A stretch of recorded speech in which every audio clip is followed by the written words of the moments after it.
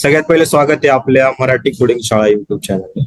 तर बरेचसे विद्यार्थी असतात, सगळ्या मेन आपण पॉइंटवर येऊ की ज्यांना असं वाटतं की बीसीए केलंय किंवा आपण बीसीएस वगैरे केलेलं आहे तर आपला काही फायदाच नाही किंवा ही डिग्री काही कामाचीच नाही किंवा आपल्याला कॉलेजमध्ये चांगलं शिकवलं जात नाही म्हणजे आपलं काही होणारच नाही. ठीक आहे. आणि काही ना असं वाटतं की इंजिनिअरिंग केलं म्हणजे खूप काही केलं किंवा इंजिनिअरिंग करून पण काही ना काही असं वाटतं की काहीच नाही केलं. ठीक आहे. पण ही गोष्ट आपल्याला इथं तुझ्या जर्नीद्वारे इथं मी मुलांना सांगू इच्छितो की पूर्ण तुम्ही स्टार्ट टू एंड पूर्ण व्हिडिओ इथे तुम्ही बघा. यामधून तुम्हाला नक्की एक मोटिवेशन भेटेल. तर सगळ्यात पहिले तू स्वतःला इथे इंट्रोड्यूस करून दे.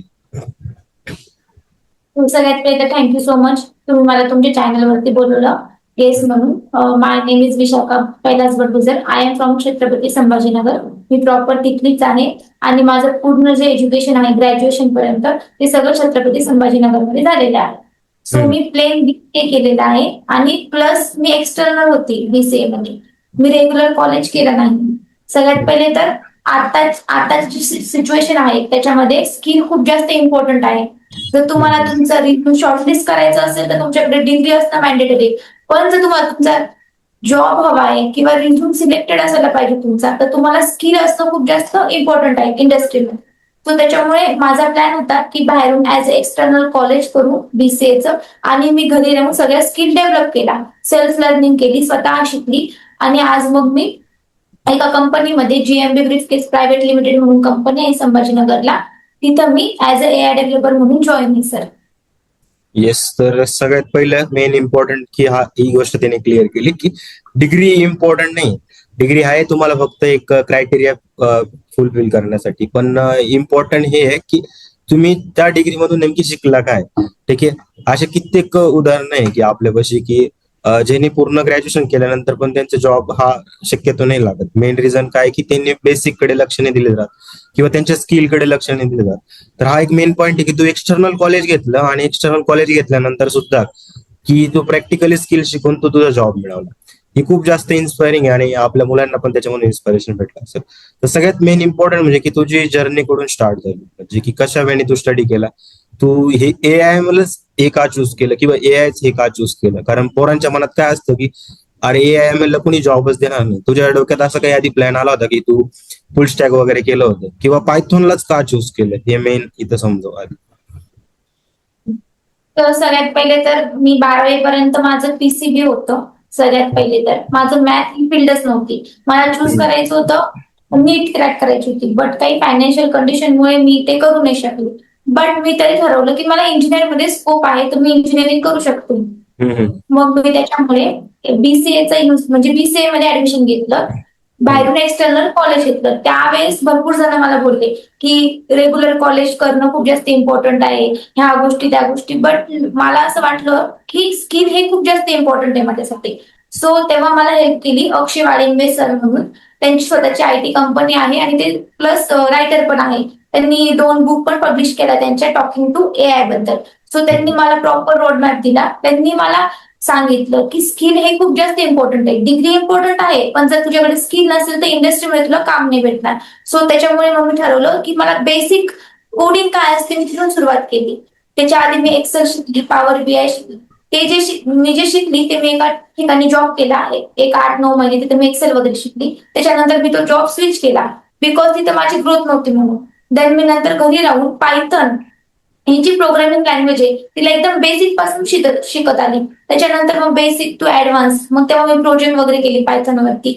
मग नंतर खूप जास्त क्रेज आला की एआय आहे, एमएल आहे. मग त्याच्याबद्दल मी इन्फॉर्मेशन घ्यायला लागली. सो मला तेव्हा त्याच्यामध्ये इंटरेस्ट यायला लागला. जर आपण एखादी गोष्ट जर कंटिन्युअसली करतोय तर त्याच्यामध्ये आपल्याला इंटरेस्ट येतो. सो मी डेलीचे 8 तास 9 तास कोडिंग करत करत करत मग एमएल वगैरे याच्यावरती मी शिफ्ट झाली. आता त्याच्यामध्ये मला खूप एरर्स आले. बट सगळ्यात महत्वाची गोष्ट म्हणजे काय, मी माझे स्वतःचे error without chat GPT solve करत आहे.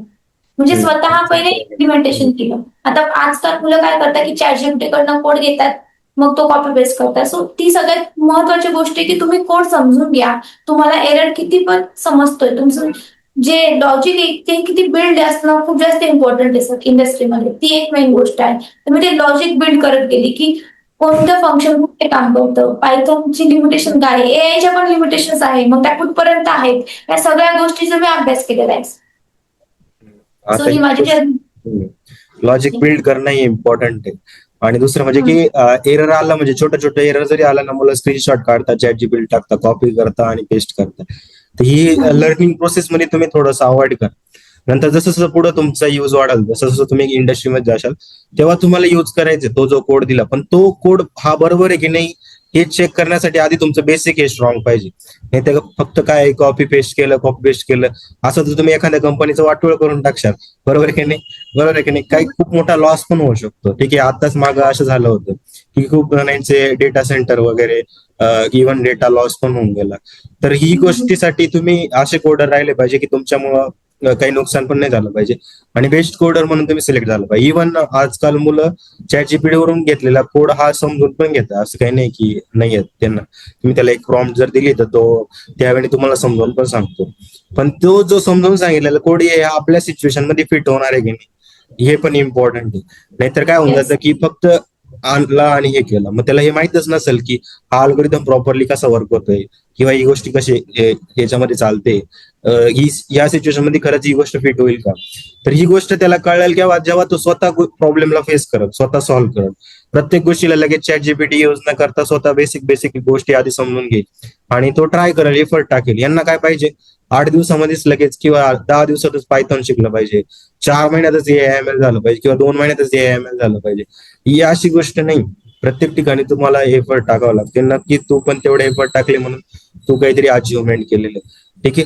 अजून दुसरी गोष्ट म्हणजे की जेव्हा तू मशीन लर्निंग शिकत होते तेव्हा तू शिकली कुठून? सगळ्यात मेन गोष्ट म्हणजे की क्लास वगैरे तर केलेलेच असतात. तो पॉईंट पण एक की कुठून क्लास केले ऑफलाईन पण. नाव घेण्याची गरज नाही, मेन्शन करण्याची गरज नाही, कारण की काही प्रॉब्लेम पण होऊ शकतात. त्यानंतर युट्यूब वरून कुठून तुम्ही अभ्यास केला ते पण मेन्शन करू शकता. अजून की तुम्ही बुक्स कोणते रेफर केले होते त्या बुक्स बद्दल पण तुम्ही सांगू शकता. तुमच्या नोट्स तुम्ही कशा काढल्या, हँड रिटन नोट्स होत्या की फक्त रेडीमेड तुम्ही काही दुसरं युज करत होता. ठीक आहे. आणि मेन म्हणजे की तुम्ही शिकत असताना कोणता अप्रोच हा फॉलो केला होता हा इथं मेन्शन करा. तो सगळ्यात पहिले जेव्हा माझी पायथन कम्प्लीट झाली तेव्हा मला असं वाटलं की पुण्याला जाऊन क्लासेस वगैरे करू. सो तो ती माझी सगळ्यात मोठी चूक निघाली, कारण की आपण जसं समजतो की क्लासेसमध्ये खूप काही शिकवतील, खूप चांगलं शिकवतील, बट असं नाहीये. जोपर्यंत माणूस स्वतः शिकत नाही, काही गोष्टी स्वतः इम्प्लिमेंटेशन करत नाही, तोपर्यंत त्याला समजत नाही. ही जी गोष्ट आहे ही मला क्लासेस कम्प्लीट केल्यानंतर कळली. माझ्या क्लासेस 6 महिने एक्सपिरियन्स गेले तेव्हा मला काहीच कळलं नाही. तेव्हा त्यांनी पूर्ण थेरी शिकवली, इम्प्लिमेंटेशन काहीच नव्हतं त्यांचं. 4-5 दिवसामध्ये स्टॅटिस्टिक वगैरे सगळं असं कम्प्लीट झालं. सो तिथं माझा लॉस झाला. बट त्याच्यानंतर मग मला अक्षय सरांनी मदत केली. त्यांनी मला परत रोडमॅप दिला. मी तो फॉलो केला. त्याच्यामध्ये सगळ्यात महत्वाची गोष्ट म्हणजे मी इम्प्लिमेंटेशन करत गेली. आता स्टॅटिस्टिक मध्ये मुलं अडकतात. स्टॅटिस्टिक हा थेरी पार्ट आहे, मॅथ पार्ट आहे. सो त्याच्यामुळे मुलांना नको वाटतो. आणि स्टॅटिस्टिक हे खूप जास्त इम्पॉर्टंट आहे. तोच बेस आहे आपल्या ML चा. जर आपला डेटा क्लीन नसेल तर ऑफकोर्स आपलं मॉडेल हे चुकीचं प्रेडिक्शन करेल. सो स्टॅटिस्टिक मध्ये मी कसं केलं, आता एक कोड आहे स्टॅटिस्टिक जसं की हायपोथेसिस आहे किंवा IQR आहे. तो मी एकदा मॅन्युअली सॉल्व्ह केला बुक्स वरती. त्यालाच मी पायथन मध्ये इम्प्लिमेंटेशन केलं. म्हणजे कळतं आपल्याला जेव्हा आपण एखादी गोष्ट पायथन मध्ये इम्प्लिमेंटेशन केली तेव्हा गोष्टी कळतात. बट त्याच्यामध्ये एक इम्पॉर्टंट गोष्ट आहे की मी जे पण कोड लिहिले ना ते मी प्रत्येक वेळेस ChatGPT कडनं घेतले नाहीये. हे मुलांना समजून सांगायचं की प्रत्येक वेळेस ChatGPT प्रत्येक जे बेसिक कोड आहे ना ते तुम्ही स्वतः सॉल्व्ह करा. असं म्हणत नाही मी ChatGPT वापरू नका. ज्या माणसाला AI वापरता येतं किंवा AI कडून काम करता येतं तो माणूस इंडस्ट्रीमध्ये इम्पॉर्टंट आहे. बट त्याच्या आधी त्या ज्या बेसिक गोष्टी आहेत ते तुमच्या लेवलवरती सॉल्व्ह करा. म्हणजे तेव्हा तुम्हाला समजेल की कोड कसा रन होतो, गोष्टी कशा एकमेकांवरती डिपेंडेंट आहे. सो अशा प्रत्येक गोष्टीचं जसं मी हायपोथेसिस झालं, IQR झालं, परेटो डिस्ट्रीब्युशन, जे पण स्टॅटिस्टिक्सचे जे टॉपिक्स आहेत ते सगळे मी मॅन्युअली सॉल्व्ह केले. मग त्याला मी पायथन मध्ये इम्प्लिमेंट केले. म्हणजे तेव्हा आपल्याला समजतं की मॅन्युअलीचं आन्सर काय येतं आणि पायथनचं आन्सर काय येतं. So yes yes. असा माझा रोडमॅप होता. हा ही गोष्ट आणि खूप ही गोष्ट हो खूप इम्पॉर्टंट आहे की जसं की तुम्ही मॅथमॅटिक्स मध्ये एखादी फॉर्म्युला आहे तो युज होतो बरोबर इथं तुमच्या मशीन लर्निंग किंवा तुम्ही NumPy पांडा जे पण कॅल्क्युलेशन युज करताय, मशीन लर्निंगचे अल्गोरिदम तुम्ही काढताय. जसं की आता की KNN हा अल्गोरिदम आहे. ठीक आहे. KNN मध्ये तुम्ही जे मी फॉर्म्युले वगैरे युज करता, के मेन झालं तिथे तुम्ही फॉर्म्युले युज करता क्लस्टरिंग वगैरे त्याच्यासाठी. ते तुम्ही एक मॅन्युअली एकदा सॉल्व्ह करून बघा. आणि मॅन्युअली सॉल्व्ह केला त्याचा ऍक्च्युअल कोड तुम्ही इम्प्लिमेंट करा आणि दोन्ही मधला फरक तुम्ही बघा की काय येतोय. हा जो वे ना सगळ्यात जास्त इम्पॉर्टंट आहे. इव्हन आम्ही कॉलेजमध्ये जेव्हा मशीन लर्निंग शिकवतो तेव्हा आम्हाला सेमिस्टर एक्झामसाठी KNN आणि KMS वर खूप सारे क्वेश्चन यायचे. तर हे जे क्वेश्चन आहे ना तर आम्ही ऍक्च्युअली जे प्रॅक्टिकल जेव्हा परफॉर्म करत होतो KMS आणि KNN तेव्हा डायरेक्टली आम्ही तो प्रॉब्लेम आधी सॉल्व्ह करून बघायचा तोच डेटा टाकायचा आम्ही आणि त्यानंतर ते कम्पॅरिझन करून तो रिझल्ट यायचा ना तो रिझल्ट जास्त इम्पॉर्टंट आहे ना. आपण जेव्हा असं करतो ना अरे आपल्याला असं वाटतं की आपण काहीतरी रिसर्चच केलंय बघा की नवीन काहीतरी गोष्ट केली बघा आपण डायरेक्ट आपला आलेला रिझल्ट आणि तो आलेला रिझल्ट हा मॅच करू शकते म्हणजे काहीतरी वेगळंच केलं बघा. तर हा गोष्ट तुम्हाला AIML मध्ये खूप जास्त गरजेचं आहे आणि तो पण त्याच वेने केलेलं आहे. खूप चांगली गोष्ट आहे. दुसरी गोष्ट म्हणजे की आता तू सांग लर्निंग कशी प्रोसेस ठेवली कशा वेळी तू डिस्कस केली त्या पॉइंटवर आता. आता स्टॅटिस्टिक्स झालं, पण जेव्हा मी ML मध्ये जेव्हा शिकत होते ML, तर ML हे खूप कन्फ्युजिंग आहे बिकॉज खूप खूप ML मॉडेल्स आहेत. असं नाहीये की ML एवढेच आहे 20 मॉडेल आहे संपलं अशी गोष्ट नाही. सो प्रत्येक मॉडेल जे आहे ना त्याला पहिले थेरी समजा की तो वर्क कसा करतो, त्याचे ड्रॉबॅक्स बघा, त्याचे बेनिफिट्स बघा, मग त्याला तुम्ही मॅन्युअली सॉल्व्ह करून पायथन मध्ये इम्प्लिमेंटेशन करा. आता याच्यामध्ये काय होतं, मुलं काय करतात, मी पूर्ण ML शिकेल मग प्रोजेक्ट करेल किंवा मग ML शिकलं मग मला जॉब लागेल असं नसतं. जर तुम्हाला बघायचं आहे की तुम्हाला किती ML येतं तर 2-3 मॉडेल झाले की लगेच एक प्रोजेक्ट करा किंवा एक दोन प्रोजेक्ट करा. त्याच्यानंतर मग 4-5 मॉडेल शिका. मग ते 4-5 मॉडेल चे प्रोजेक्ट करा, एक मोठा प्रोजेक्ट करा. त्याच्यामध्ये 3-4 मॉडेल एकमेकांवरती डिपेंडन्सी तयार करा की म्हणजे जसं की तुम्ही आयसोलेशन फॉरेस्ट करताय, रॅन्डम फॉरेस्ट करताय, त्याच्यामध्ये तुम्ही लिनियर रिग्रेशन पण टाकताय, लॉजिस्टिक म्हणजे तुम्ही सर्चिंग करा. एखादी गोष्ट आहे ना जर तुम्हाला मनापासून शिकायची ना तर तुम्ही स्वतः त्याच्यामध्ये खूप सगळ्या गोष्टी एकत्र करू शकता. काहीतरी नवीन तुम्ही इनोव्हेशन तयार करू शकतात ना, नवीन संशोधन लावा. जेवढं तुम्ही नवीन संशोधन लावणार, जेवढे तुम्हाला एरर्स येणार तेवढं तुम्ही शिकणार. मुलांना भीती वाटते एरर्सची, बट जेवढे तुम्हाला एरर्स जर कधी आलेच नाही, जर तुम्ही एरर सॉल्व्ह नाही केले तर मग तुम्ही रिअल वर्ल्ड मध्ये कसं काय राहणार. ही खूप महत्वाची गोष्ट आहे. पॉइंट परत एकदा सांग की तू मशीन लर्निंग झालं तुझं बरोबर तू त्याच्यामध्ये नोट्स हे हँड रिटन बनवले होते की तो एक पॉइंट आहे. प्रोजेक्ट्सवर आपलं डिस्कशन झालंय तर पुढे आता नोट्स पासून कंटिन्यू कर. आता नोट्स ज्या होत्या त्या बेसिकली हँड रिटन लिहिल्या होत्या. असं नाही की इथून PDF युट्यूबवरती कोड विथ हॅरीचे नोट्स आहे किंवा कृष्णा नाईकच्या नोट्स आहे, जे काही ऑनलाईन चॅनल्स आहे त्यांचे मी नोट्स प्रिपेअर नाही केले, स्वतःचे ओन नोट्स क्रिएट केले. म्हणजे मी ChatGPT झाले, जे पण AI टूल्स त्यांना विचारलं की याची लिमिटेशन्स काय, तुम्ही जे पण ML चे मॉडेल यूज करता त्याची लिमिटेशन कुठपर्यंत आहे, हे स्वतः मी सर्च केलं. सर्चिंग मी 4 ठिकाणी सर्चिंग केली, मग त्याच्यावरती नोट्स काढल्या, मग ते इम्प्लिमेंटेशन केलं पायथन मध्ये.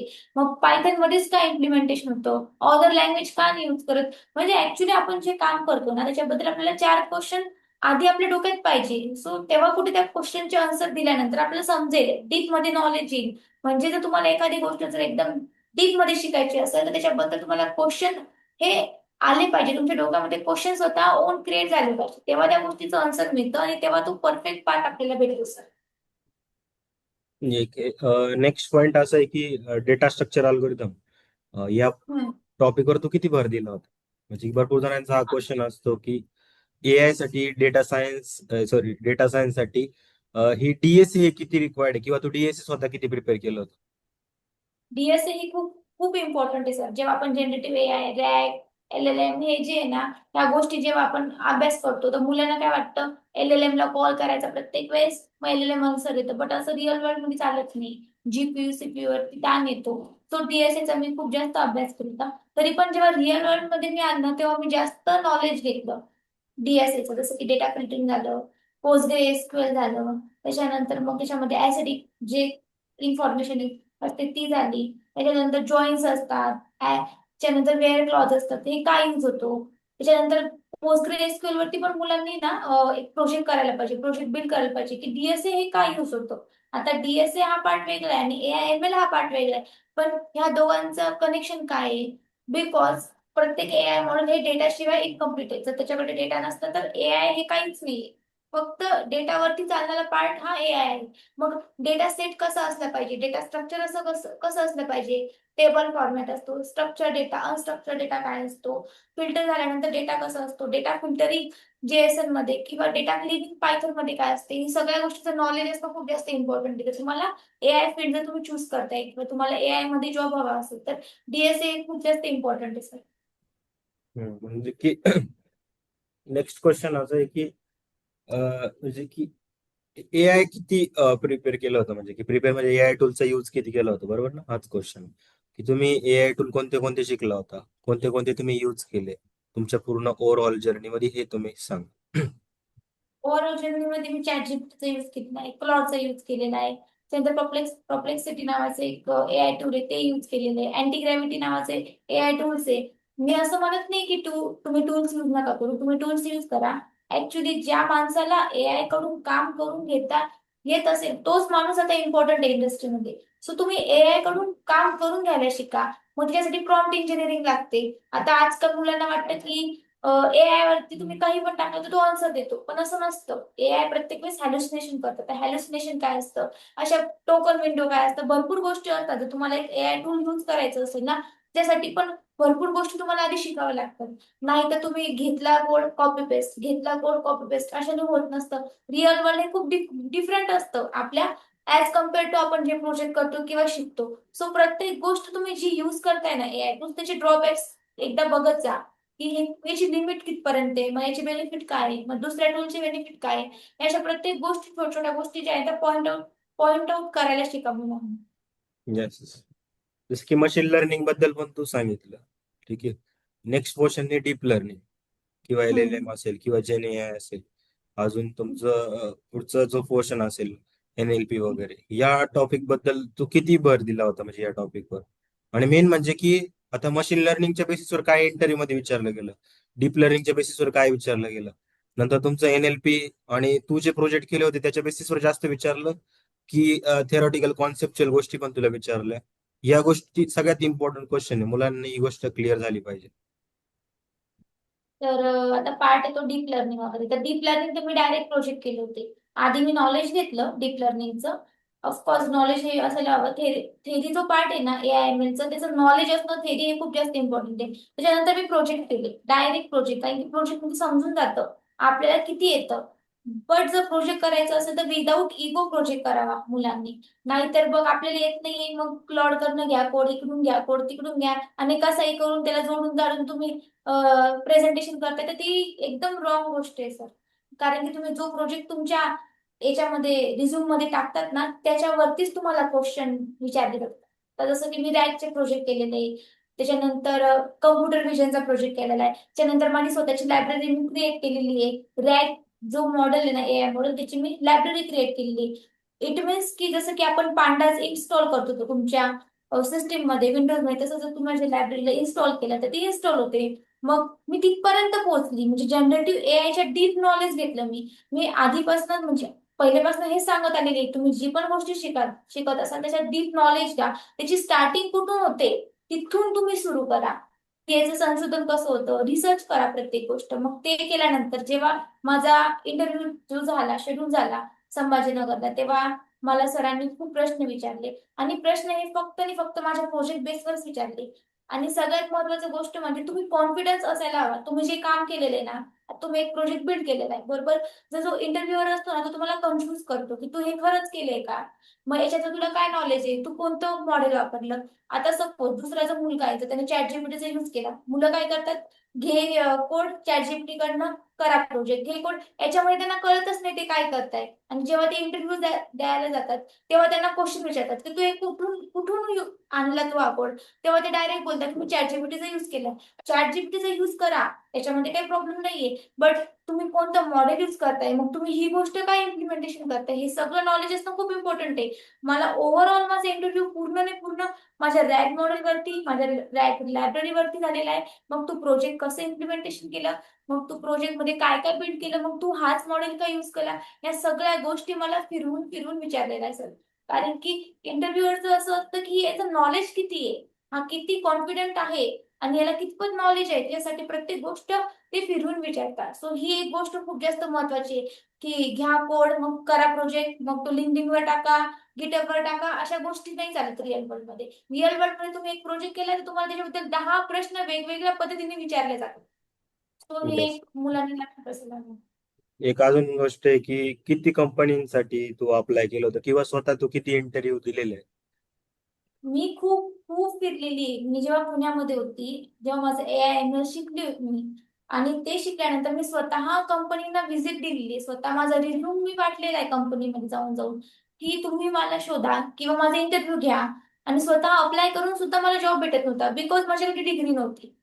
स्किल असणं हे खूप इम्पॉर्टंट आहे, पण त्याच्यासोबत डिग्री असणं पण हे खूप इम्पॉर्टंट आहे. मी आधीच बोलली, जर तुम्हाला तुमचा रिझ्यूम शॉर्टलिस्ट करायचं असेल तर तुम्हाला तुमची डिग्री असणं खूप इम्पॉर्टंट आहे. मी खूप इंटरव्ह्यू दिले, त्याच्यामध्ये विषय असा होता, कधी कधी कुठे जावाला व्हॅकन्सी होती तर ते मला नको होतं. कुठे एज्युकेशन साठी डिग्री कंप्लीट पाहिजे होती, तर माझी डिग्री कंप्लीट नव्हती. सो मी ओव्हरऑल भरपूर इंटरव्ह्यू दिले, बट काही कारणास्तव माझा पुण्यामध्ये सिलेक्शन झालं नाही, कारण की डिग्री नव्हती. पहिली गोष्ट तर माझी रिझ्यूम शॉर्टलिस्ट होत नव्हते, कारण की डिग्री नव्हती माझ्याकडे. हे खूप माझ्यासाठी हा गोष्ट होती, खूप जास्त हार्ड होती ही गोष्ट, की डिग्री नव्हती माझ्याकडे. मग डिग्री कधी कंप्लीट झाली आहे म्हणजे? डिग्री माझी आता कंप्लीट झाली. आता जे BCA चे रिझल्ट लागले, आता समजा मागच्या महिन्यामध्ये जून मध्ये जे आणि रिझल्ट हा लागले. जॉब हा जॉब डिग्रीच्या आधीच मिळाला असं? हो, हा जॉब माझा डिग्रीच्या आधी मिळाला होता. मी त्यांना बोलली होती की एक 8-10 दिवसामध्ये माझी डिग्री कंप्लीट होईल, तर त्यांनी मला बोलले होते की ठीक आहे चालेल म्हणे. एक 8-10 दिवसानंतर मग मी त्यांना सर्टिफिकेट वगैरे डॉक्युमेंटेशन कंप्लीट केली होते सगळे. इथं या कंपनीमध्ये किती इंटरव्ह्यू राऊंड घेतले? ह्या कंपनीमध्ये माझा एकच इंटरव्ह्यू राऊंड घेतला, बट तो खूप जास्त डिफिकल्ट होता माझ्यासाठी. कारण की तो जे मेन CEO आहे कंपनीचा त्यांनीच घेतला होता.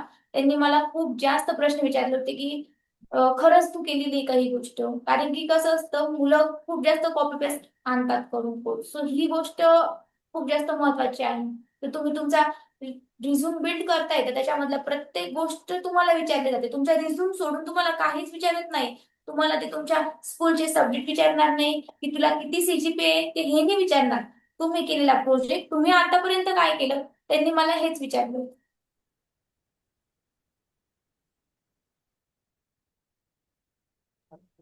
सध्या तुम्ही कंपनीमध्ये काय काम करताय? सध्या मी आता ऍज अ AI डेव्हलपर म्हणून काम करते. AI चा जो प्रोजेक्ट आहे आमचा, त्याच्यावरतीच आमचं वर्किंग चालू आहे, AI च्या प्रोजेक्टवरती. येस. म्हणजे काय प्रोजेक्ट तुम्ही सांगितलं नाही तरी चालेल, फक्त एक ब्रीफ आयडिया द्या म्हणजे काय करता तुम्ही, फक्त एक स्मॉल मध्ये. ओके, प्रोजेक्ट असा आहे की आतापर्यंत कोणी इनोव्हेशन केलं नाही या प्रोजेक्टचं. खूप युनिक प्रोजेक्ट आहे ऍक्च्युली हा. बिकॉज जास्त मी इन्फॉर्मेशन देऊ शकत नाही कंपनी म्हणजे कंपनीच्या प्रोजेक्ट बद्दल. बट हा पूर्ण project generative AI deep learning त्याच्यावरती, त्याच बेसिसवरती पूर्ण प्रोजेक्ट आहे सर. बाकी ओव्हरऑल दुसरं काही. ओव्हरऑल किती टाइम लागला म्हणजे पूर्ण पायथॉन पासून तर पूर्ण जनरेटिव्ह एआय NLP वगैरे सगळं करायला, किंवा तरी मला प्रोजेक्ट? 2 वर्ष तरी लागली, कारण की बेसिक पायथन पासून. कारण की जेव्हा मी स्टार्टिंग केली तेव्हा मला कोडिंग मध्ये इंटरेस्टच नव्हता. मला कोडिंग ही लँग्वेज आवडत नव्हती, किंवा माझं बॅकग्राऊंड नव्हतं, मॅथ हे माझं बॅकग्राऊंड नव्हतं. तरी पण जरी आपली एखादं बॅकग्राऊंड नसलं तरी पण ते आपल्याला बिल्ड करता येतं. सो मी ते इथं तेच अप्लाय केलेलं आहे. म्हणजे रिझन नाही दिले की हे नाहीये मग मी हे करणार नाही, असं कोणत्याही गोष्टीचं रिझन न देता जे आहे त्याच्यामध्ये सॉर्ट आउट केलं आणि स्वतःचं बॅकग्राऊंड तयार केलं. नसलं तरी पण बॅकग्राऊंड तयार करता येतं. असं काही मॅन्डेटरी नाहीये की तुमचं बॅकग्राऊंड असलं पाहिजे म्हणून. एक अजून एक क्वेश्चन आहे की म्हणजे की एक खूप इम्पॉर्टंट क्वेश्चन आहे कॉलेजमध्ये असताना, भरपूर सारे विद्यार्थी लीड कोड आणि हॅकर रँक या गोष्टींवर काम करत असतात. तर तू तर तसं काही केलं होतं की लीड कोड आणि हॅकर रँक वर जाऊन क्वेश्चन सॉल्व्ह केले होते डेटा स्ट्रक्चर साठी किंवा लॉजिकल बेस्ड साठी काही यूज केलं होतं? हा, म्हणजे मी हॅकर रँक यूज केलेला आहे, बिटकोड पण यूज केलेलं आहे. बट मी जास्त करून माझे माझे स्वतः कोड बिल्ड केलेले आहे, म्हणजे स्वतः नवीन इनोव्हेशन तयार केलं आहे. सपोज एक फंक्शन आहे, ती फंक्शन नावाची एक गोष्ट आहे पायथन मध्ये, डेफ फंक्शन. मग ते काय यूज करता, त्याची डेप नॉलेज घेतली प्रत्येक गोष्टीच्या. मी प्रत्येक गोष्टीच्या खोलामध्ये जाऊन मी सगळा अभ्यास केलेला आहे. वरवर अभ्यास नाही केलेला आहे मी कधीच. डीप मध्ये जाऊन नॉलेज गेन केलेलं आहे, त्याच्यामुळे लॉजिक लवकर बिल्ड झालंय माझं. आणि हो. मी चुका जास्त केलेल्या आहे, की करून बघितलं ना, जर ही काय होणार आहे, येऊन एररच तर येणार आहे, बाकी दुसरं तर काही होणार नाही. सो मी चुका ह्या म्हणजे खूप हा, जास्त केल्या. एक हॅकर रँक आणि लीड कोडवर मोस्टली डेटा स्ट्रक्चर अल्गोरिदम म्हणजे की ज्यांना प्रोडक्ट बेस्ड कंपनीमध्ये इंटरव्ह्यू क्रॅक करायचे, तर असे स्टुडंट मोस्ट ऑफ दी याच्यासाठी हे प्रिपरेशन करत असतात. ठीक आहे, तुझा प्रोजेक्ट बेस्ड लर्निंग होता, तर तू प्रोजेक्ट बेस्ड लर्निंगवर जास्त फोकस केलेला आहे. दुसरी गोष्ट म्हणजे की आता मेन म्हणजे की रिसोर्सेस काय यूज केले ते, हा पॉइंट आपला बाकी होता. की कुठून तू शिकली, म्हणजे की काय तुझी सुरुवात कशी झाली ती मला एक एक्सप्लेन कर. ओके. तर सगळ्यात पहिले तर मी युट्यूब वरनं शिकली. मी माझं पूर्ण पायथन युट्यूब वरनं शिकलेली आहे. आणि कोणत्याही प्रकारचे क्लासेस लावू नये मुलांनी. मी खरं सांगते मुलांना, बिकॉज तुम्ही जेव्हा ऑफलाईन क्लासेस घेता तेव्हा ते लिमिटेड सिलेबस राहतो क्लासेसमध्ये. एवढंच आहे, याचे 4 कोड आहे, ते एवढंच तुम्हाला शिकवणार आहे, त्याच्या व्यतिरिक्त ती जात नाही. युट्यूब वरती तसं नसतं. युट्यूब वरती तुम्हाला खूप नवीन गोष्टी शिकायला मिळतात. एका प्रकारे तुम्हाला 4 व्हिडिओ असतात युट्यूब वरती आणि प्रत्येक जण वेगवेगळ्या पद्धतीने शिकवतात. त्याच्यानंतर तुम्ही स्वतः शिका. त्याच्यानंतर तुम्ही चॅट जीपीटीचा युज करा, तुम्ही क्लॉडचा युज करा. तुमच्याकडे भरपूर गोष्टी आहेत ज्या फ्री रिसोर्सेस मध्ये आता अवेलेबल आहेत. एक टाइम असा होता, जे माझ्या आधीचे जे कोडर्स होते त्यांना ह्या गोष्टी नव्हत्या, तरी पण त्यांनी केलेले, तरी पण ते आज AI ML डेव्हलपर आहे इंडस्ट्रीमध्ये. सो आपल्याला इझी आहे सध्या. जे मुलं म्हणतात की AI ML हार्ड आहे, बट हार्ड काहीच नाहीये, कारण की जर तुमच्याकडे सगळ्या गोष्टी इझी अवेलेबल आहे तर तुम्हाला सर्चिंग करण्यामध्ये काय प्रॉब्लेम. मी माझे 6 महिने घालवले क्लासेसमध्ये. त्यांनी पूर्ण लिमिटेड असं सिलेबस केलं ठेवलं होतं सर. आम्हाला ना प्रोजेक्ट दिले होते करायला, ना रॅकचं मॉडेल होतं, काहीच नव्हतं. बस अल्गोरिदम इम्प्लिमेंटेशन झाली गोष्ट. सो किती मुलांनी वरती शिकवा, असं शिका किती असं माझं. फीज होती, म्हणजे याच्यावरून मुलांना आयडिया येऊन लागेल की कोणता क्लास. फीज ऍक्च्युली माझी खूप जास्त फीज होती. 50 ते 60 हजार रुपये फीज होती माझी. ठीक आहे, अंदाज तरी लागू पण केला त्यांना कोणता क्लास आहे. ठीक आहे. हो. ठीक आहे, तर असंच आहे, AIML च्या कोर्सेसची फी आज 1 लाख आहे, 1.5 लाख आहे, काही ठिकाणी हम्म. बघितले तर 50,000 आहे, 60,000 आहे. प्रत्येक जण या कोर्सेसच्या नावाखाली, म्हणजे की इथं आजकाल जसं की लोकांना AI म्हणजे खूप जास्त हे वाटतं, पण ऍक्च्युअल मध्ये तिथं प्रॉपर शिकवणारे खूप लोक कमी आहे त्याच्यासाठी. ठीक आहे, तर माझा सिलेबस तू बघितलेलाच आहे. ऑलमोस्ट सगळ्या गोष्टी मी ऍड करण्याचा प्रयत्न केलाय.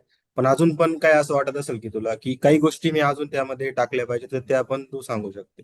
ठीक आहे, तसं आपल्या याच्यावर बोलणं झालेलंच आहे. ठीक आहे. आणि ऑलमोस्ट मी ट्राय करणार आहे की सगळा पोर्शन हा इथं कव्हर केला जाईल प्रॉपर वेने. ठीक आहे. तर आपल्या मुलांना पण काय सांग की ज्या वेळेने आपला पायथॉनचा कोर्स जर तू ऑब्झर्व केला असेल, तर त्या पायथॉनच्या कोर्सनुसार किंवा SQL चा माझा आता चालू आहे, तर या कोर्सनुसार त्यांना नक्की फायदा होईल की नाही, ही पण गोष्ट एक्सप्लेन कर. की माझं एम आहे की मी जे घेतलेलं आहे की 8 महिने किंवा 1 वर्षात मी हा पूर्णपणे कम्प्लीट करून राहणार आहे. त्याशिवाय त्यांनी स्वतः कसा अप्रोच ठेवला पाहिजे ही गोष्ट सांग. तर पहिली गोष्ट, मी तुमचा जो सिलेबस बघितला, असा सिलेबस पूर्ण युट्यूब वरती प्रॉपर सिलेबस नाही कुठे. कारण युट्यूब वर तुम्ही सर्च केलं तर काही लोक अर्ध शिकवता मग सोडून येतात. म्हणजे कोणाकडे फक्त ML असतो व अर्ध असतं, मग तिथं मुलं कन्फ्युज होतात. तुमच्या सिलेबस मध्ये सगळ्या गोष्टी ऍड ऑन आहेत. अशी कोणतीच गोष्ट नाही की जिथं नाहीये म्हणून. हम्म, 10 on 10 आहे सिलेबस. सिलेबस मध्ये प्रॉब्लेम नाहीये. प्रॉब्लेम हा आहे की मुलं स्वतः इम्प्लिमेंटेशन करत नाही. हम्म, हम्म, प्रत्येक प्रत्येक गोष्ट कोणी स्पून फिडिंग नाही देऊ शकत ना. जर तुम्हाला एखाद्या गोष्टीमध्ये जॉब हवा आहे, तो पण चांगल्या पेमेंटचा किंवा हम्म, चांगल्या पोस्ट तुम्हाला जॉब हवा असेल, तर तुम्ही स्वतः सर्च करा. जर मुलांना काय वाटतं की चॅट जीपीटी आले, मग रिअल वर्ल्ड मध्ये लोक चॅट जीपीटीचा युज करत असेल, घ्या कोड द्या कोड घ्या, असं नसतं. असं ऍक्च्युली नसतं. तर तुम्ही जे करताय ते तुम्हाला समजायला तर पाहिजे ना. जर तुम्हाला देतोय चॅट जीपीटी एक कोड, तर तुम्हाला ते समजतंय का त्या कोड मध्ये काय होतंय. ह्या गोष्टी मुलांना समजायला पाहिजे. की जर तुम्ही 90% जर आपला तुमचा जो कोर्स आहे AI ML चा, तर तो 90% बरोबर आहे, तर मुलांनी 10% एफर्ट कुठे ना कुठे घेतलेली पाहिजे, असं मला वाटतं. मेन मेन असं आहे की आपले मुलं असे की सुरुवातीला खूप जोश मध्ये AI शिकायचे. आता ते रीलला पण बघितलं असेल, 2 लाख गेली ती रील. त्याच्यानंतर रेडी सर लिहिणारे जवळपास 5-1 हजार लोक होते. इव्हन शेअर्स पण खूप झाले. मग त्याच्यामध्ये बघणारे लोक फक्त 100, 150, 200 एवढेच आहे जे कन्सिस्टन्सीने काम करतात. ठीक आहे, तरी मी टाकत राहणार आहे. माझं एक टार्गेट मी जे बोललेलो आहे समोरच्याला, की आपले हा कोर्स कम्प्लीट होईल तर होईलच. पण मेन म्हणजे की यांना ही गोष्ट समजावं की नेमकी कन्सिस्टन्सी आणायची कशी आहे.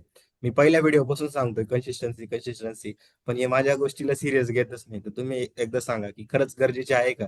नाही तर यांना काय वाटतं की आज एक करू, मग 4 दिवसांनी दुसरा कोड करू, मग तिसऱ्या दिवसांनी अजून नवीन टॉपिक घेऊ. तर ह्या गोष्टीचं एक सांग मला की कन्सिस्टन्सी कशी ठेवली पाहिजे आणि किती इम्पॉर्टंट आहे पूर्ण ओव्हरऑल जर्नीमध्ये.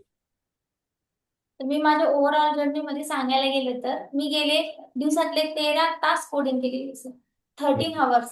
असं हम्म. इतक्या लवकर as a fresher AI developer कोणत्याच इंडस्ट्रीमध्ये घेत नाही, कोणत्याच कंपनीमध्ये घेणार नाही तुम्हाला एआय डेव्हलपर येस म्हणून, येस. आणि एआय वरती जॉब कोणीच देणार नाही. बट जर तुम्ही त्या लेवलची जर स्टडी केली, त्या लेवलची जर कन्सिस्टन्सी तुम्ही ठेवली, तर तुम्हाला 100% जॉब मिळेल. गेल्या 6 महिन्यापासून मी 13 तास अभ्यास करते, आणि आता पण विकेंडला मी स्वतः सेल्फ लर्निंग करते. असं नाही की मग मला जॉब भेटला मग आता गरज नाही, असं नाही. माणसाला life time as a learner म्हणून अप्रोच ठेवला पाहिजे. म्हणजे तुम्ही डे 1 ला स्टार्टिंग करताय, मग 8 दिवस तुम्ही कन्सिस्टन्सी पाहताय, मग परत तुम्हाला असं वाटतं की नाही मग हे करून कायच आहे, मग आजच्या दिवस नको, मग तो आजचा दिवस नंतर उद्याचा दिवस कधी येतच नाही. मग एक दिवस जातो, मग परत दुसरा दिवस जातो, काही ना काही तुम्हाला डिस्ट्रॅक्शन खूप जास्त आहे. आमच्या एज मधले जे मुले त्यांना खूप जास्त डिस्ट्रॅक्शन आहे. बट जर तुम्हाला त्या डिस्ट्रॅक्शनला तोडायचे असेल, तर तुम्ही अशा गोष्टीमध्ये तुमचा टाइम गुंतवा जे तुम्हाला आवडत नाही. जी गोष्ट तुम्हाला आवडत नाही तुम्ही त्याच्यामध्ये जास्त डोकं लावणार. एआयएमएल हार्ड आहे, आजकालच्या मुलांना असं वाटतं ते हार्ड आहे. त्याच्यामध्ये तुम्ही जास्त डोकं लावलं की तुमचं डोकं ऑटोमॅटिक त्याच्यामध्ये चालायला लागतं, की मग हे असं कसं होईल, मग त्याच्यानंतर इम्प्लिमेंटेशन कसं होईल. सो ही गोष्ट आहे की डिसिप्लिन खूप जास्त इम्पॉर्टंट आहे. सुरुवातीला तुम्हाला 13 तास बसवल्या जाणार नाही, I agree with this. But starting तर करा. तो एक दिवस जो असतो ना तो आला पाहिजे तुमच्या लाईफ मध्ये. नाही तर असं नाही की 8 दिवस केलं मग सोडून दिलं, अशा गोष्टी राहत नाही. तर तुम्हाला direct as a fresher AI developer पाहिजे, तर तुम्हाला दिवसाचे 13 तास देणं खूप जास्त इम्पॉर्टंट आहे. मी माझ्या लाईफ मध्ये दिवसाचे 13 तास दिलेले आहे. रात्रंदिवस एक करून देन मला हा जॉब भेटलेला आहे सर. असं नाही की कोणाच्या रेफरन्सने किंवा ही गोष्ट नाहीये. सो हे मुलांना समजायला पाहिजे. ही खूप जास्त इम्पॉर्टंट आहे गोष्ट. हा, ही खूप बरोबर बोलली तू की एफर्ट्स टाकणं गरजेचं आहे. जसं की तुझा बेस तू असं बोलली होती की तू बायोलॉजी बॅकग्राऊंड म्हणून होती बरोबर, म्हणजे की पीसीबी. ठीक आहे. तर ऑब्व्हियसली तुला मॅथ मुळे बऱ्याचशा गोष्टी इनिशियली स्ट्रगल पण करावं लागले असेल. ठीक आहे. जसं की ज्यांना कॉलेजमध्ये सब्जेक्ट, जसं की माझं मी सांगतो की मी मशीन लर्निंग हे कॉलेजमध्ये स्टडी केलेलं होतं. इव्हन मशीन लर्निंगचे प्रॅक्टिकल हे मी कॉलेजमध्ये इम्प्लिमेंट केले होते. तर तेव्हा मी काही गोष्टी सिरियस घेतलेल्या, जेव्हा मी एआयएमएल शिकत होतो तेव्हा मला कामात आले होते. नंतर डीप लर्निंग झालं. या गोष्टी मी कॉलेजमध्ये पण सिरियसली घेतल्या होत्या, आणि इव्हन थेरॉटिकल वेने मी त्याचा चांगला अभ्यास केला होता. तर ती पण गोष्ट इथं मला यूज झाली. अजून एक गोष्ट म्हणजे की मी M1 M2 M3 हे सब्जेक्ट म्हणजे जे मॅथमॅटिक्स एआय मध्ये यूज होतं, त्या सगळ्या गोष्टी मी मागं प्रिव्हियस केल्यामुळं की ऍज पर तुमच्या रोलनुसार तेवढा टाइम देणं गरजेचं असतं. म्हणजे की जसं की कोणाला 4 तासात पण ती गोष्ट समजून जाऊ शकते, कोणी असू शकतं की त्याने दिवसाला 3-3 तास जरी दिले तरी होऊन जाऊ शकतं. मेन असं आहे की तुम्ही जो टाइम देताय तो कंटिन्युअसली ठेवा. सुरुवात तुम्ही अर्धा तास 1 तासाने जरी केलं तरी चालेल, पण ती कंटिन्युअसली शेवटपर्यंत ठेवा. तेव्हा तुम्ही डायरेक्ट 13 कोणी जाऊ शकत नाही.